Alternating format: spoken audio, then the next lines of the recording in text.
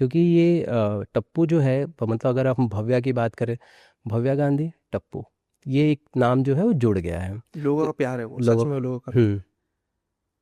इतना प्यार कभी मैंने सोचा नहीं था कि इतना प्यार मिलेगा उस चीज को लेकर। Right. बट लोगों का प्यार है सच में, नथिंग एल्स। ऐसा बचपन में कुछ इतनी कोई समझ थोड़ी होती है कि इतना ऐसा फ्यूचर का सोच के हम करेंगे, ऐसा कुछ नहीं होता। वो तो जब जो जोन में तुम जिस तरह बात कर रहे हो उसी तरह बात कर रहे हैं। लेकिन वो लोगों ने पसंद किया, लोगों ने एक्सेप्ट किया, लोगों ने उसमें प्यार दिया, तब जाके वो यहाँ पहुंचा। तो it is people who have brought me there, not me. मैं नहीं हूँ करने वाला। कि टप्पू तो ठीक है, वो इनिशियल में आप बच्चे थे, सारी चीज़ें थी और वो एक बनता चला गया शो और वो लोगों के दिलों पर राज कर गया। हम मोस्ट ऑफ द आर्टिस्ट को देखते हैं ना, जब वो इस तरह के कोई बड़ा रोल कर ले और जब बार बार उसे उस रोल से, तो उन्हें कहीं ना कहीं उससे थोड़ी चिढ़ होने लगती है। आपको कभी इस तरह की चीज़ें हुई कि यार मैं मेरे अंदर बहुत सारे शेड्स हैं, अरे आप लोग नहीं, हाँ? नहीं, नहीं, कभी नहीं। चिढ़ तो कैसे नहीं यार, बिल्कुल नहीं। हम्म। यार आप मानेंगे नहीं भैया, अभी भी कितने लोग जो मुझे मिलते हैं, उसमें छोटे बच्चे या कोई वृद्ध होते हैं, वो इस तरह मिलते हैं कि उनके मैं फैमिली का मेंबर हूँ, मैं उनके घर में ही रहता हूँ। मैं बस बाहर गया था कुछ लेने के लिए और अभी वापस आया हूँ। उस तरह मिलते हैं, इतने प्यार से मिलते हैं, इतने लगाव से मिलते हैं आज भी। इससे बेस्ट और क्या हो सकता है, और क्या कितना टाइम हो गया छोड़कर शो? 5 ये और 2017, हाँ, तीन, सात आठ 8 साल। 8 साल। हम्म। 8 साल बाद भी। गजब प्यार करते हैं यार, पता नहीं इतना इतना तो यार ऐसा मैंने कुछ नहीं किया।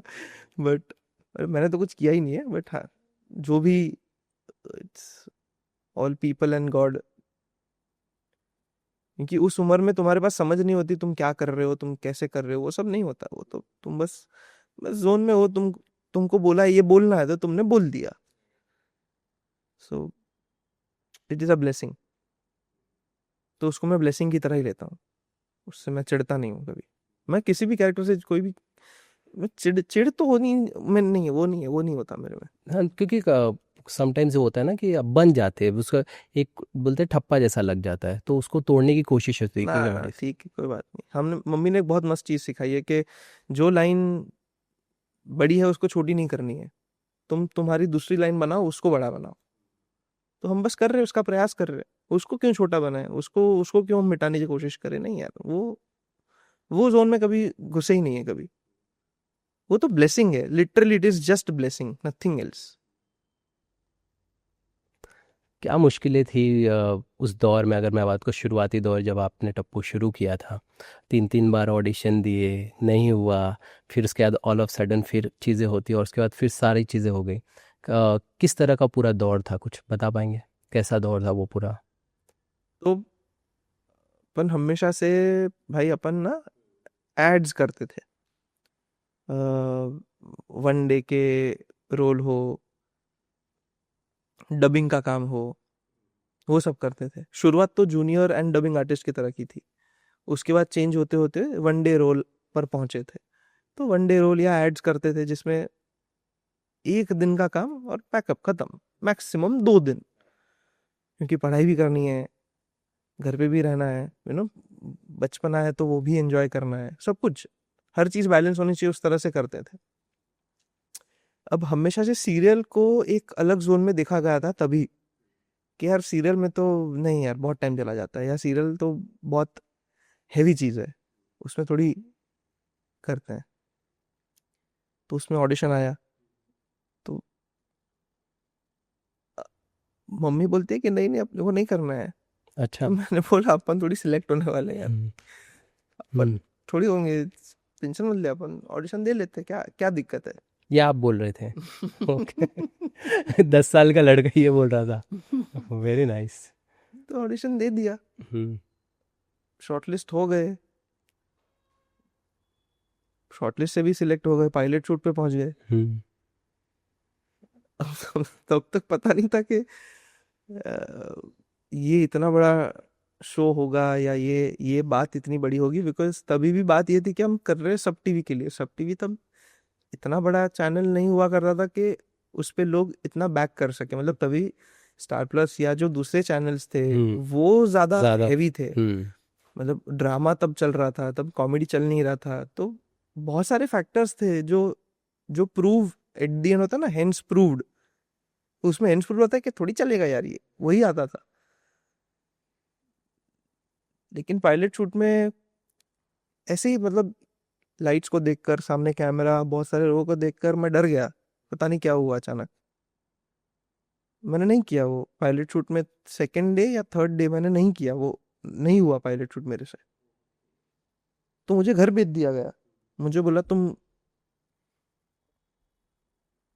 तो मुझे घर भेज दिया गया, मुझे बोला कि तुम चले जाओ।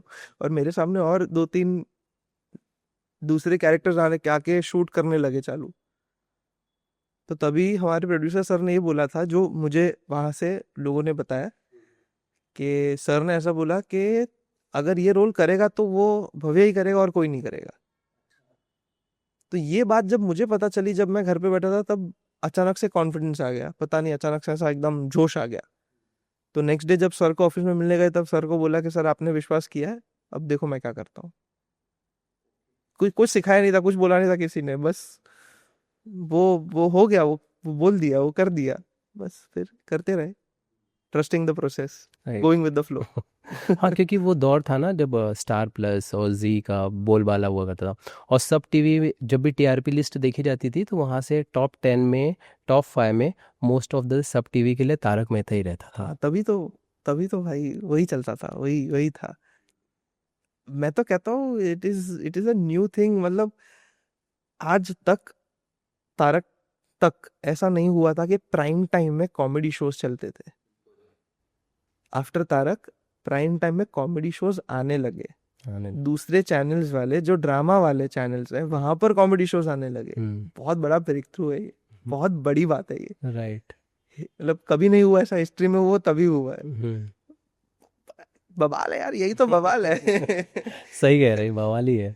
बवाल होना हाँ। चाहिए। अच्छा, मुझे ये बताइए ना कि जैसे कि टीवी में जब हम देखते हैं इतने सारे ड्रामा और ये सारी चीज़ें, तो आपको कभी वो नहीं हुआ कि यार टीवी के लिए दोबारा जाएं और वो सारी चीज़ें वैसा कुछ करें, या फिर कॉमेडी, क्योंकि आपका पूरा जो जॉनर बहुत था। इच्छा होती है, हाँ। बहुत इच्छा होती है। होती है। पर मैं मानता हूँ टीवी मेरा कंफर्ट जोन है। अच्छा। मैंने अगर कंफर्ट में बैठ गया ना, तो हम्म। मैं कंफर्ट हो जाऊंगा, मैं फिर करते ही रहूंगा, वही करते रहूंगा। हम्म। तो मुझे उसमें अभी नहीं जाना है। मैं करूंगा, डेफिनेटली वो करने वाला हूँ, अच्छा। पर अभी नहीं करना है। अभी कुछ अलग चीजें करते हैं, नए रोल्स करते हैं। हम्म। ये जो 30 दिन के लिए कोई कैरेक्टर जीने का जो मौका मिल रहा है, हम्म। वो निभाना है, वो करना है, वो मजा लेना है। फिर करेंगे, वो भी कर लेंगे। हाँ, क्योंकि टीवी के साथ सफर तो अभी तो राइट, लंबा राइट। सफर है। लंबा सफर है, क्योंकि टीवी के साथ हो जाता है ना कि मतलब वो एक छाप भी आ जाती है कि जैसे हमने एक टाइप कास्टिंग वाली बात की, एक छाप भी आ जाती है कि टीवी का एक्टर है। पता नहीं वो अभी हो अब रहा है अब साहब, अब नहीं हो रहा, अब नहीं हो रहा, आई डोंट थिंक अभी क्योंकि हो रहा है। ओटीटी की वजह से चीज़ें चेंज हुई हैं। हाँ, और- हो सकता है, वो hmm. That is one of the reason. Kesari Veer की बात कर रहे थे, क्या एक्सपीरियंस थे वहाँ पे आपके? बहुत बढ़िया, बहुत हम्म। लेजेंडरी लोगों के साथ काम करने में मजा अलग आता है। तो सुनील शेट्टी सर, विवेक ओबरॉय सर, सूरज भाई, सबके साथ काम किया, मजा आया। Good experience, it was a very nice experience. क्योंकि सूरज के लिए वो प्रोजेक्ट जो बहुत अहम रहा है, क्योंकि बट बहुत मेहनत करते हैं है यार ना। वो, बहुत मेहनतू है भाई। बहुत मेहनतू आदमी है यार। इतना इतना सब कुछ करने के बाद, इतनी मेहनत, हम्म। सेट पर भी वो हर किसी को पूछते हैं। मतलब जो डायरेक्टर हैं, वहाँ पर जो राइटर थे, हम्म। हम लोग को आकर पूछते थे, हम्म। बरोबर हो रहा है ना, कुछ अच्छा। कुछ इस गड़बड़ तरह है तो से चीज। बताओ। हाँ, ओके। तो ये समझ होनी कि मैं कहीं इम्प्रूव हो सकता हूँ तो बताइएगा। Hmm. Which is a very good thing I feel.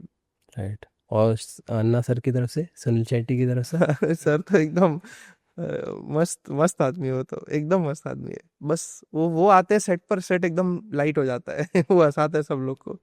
क्योंकि भव्या, जब आप इतने बड़े एक्टर्स के साथ काम करते हो, जैसे सुनील शेट्टी सर हैं या फिर दिलीप सर के साथ आपने किया, मुझे क्या लर्निंग्स रहती है आपकी, जब आप कोशिश क्या रहती है आपकी जब इनके साथ हैं, तो क्या ऑब्जर्व रहते हैं कि इनकी आदतों को कुछ अपने अंदर डालो, या उनके तरीकों को, जिस तरह से कैमरे पे जाते हैं उनकी क्या प्रैक्टिसेस होती है, वो सब फॉलो करते हैं आप? ऐसा कुछ है आपके अंदर? बिल्कुल, मतलब ऐसा है, जो मैंने समझा है कि ये लोग कभी बैठकर सिखाते नहीं है। ये लोग कभी ऐसा नहीं बोलते कि देखो ऐसे करना चाहिए, ऐसे करना चाहिए। वो सब नहीं करते ये। इनको बस तुम्हें ऑब्जर्व करना है, और तुम ऑब्जर्व करते करते तुम बहुत सारी चीजें सीख जाओगे, ऐसे ही सीख जाओगे।